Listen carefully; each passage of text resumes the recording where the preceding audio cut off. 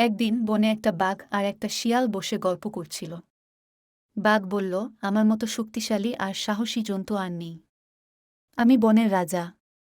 শিয়াল বলল, ঠিক আছে, তুমি শক্তিশালী আর সাহসী, কিন্তু বুদ্ধির দিক থেকে আমি অনেক এগিয়ে।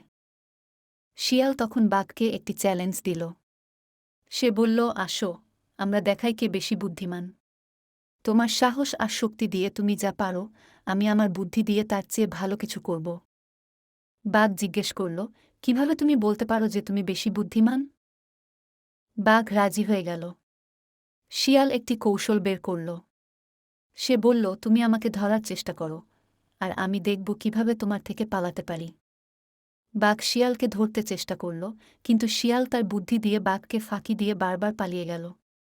অবশেষে বাঘ বুঝতে পারল যে শিয়ালের বুদ্ধি তার শক্তির চেয়ে অনেক বেশি।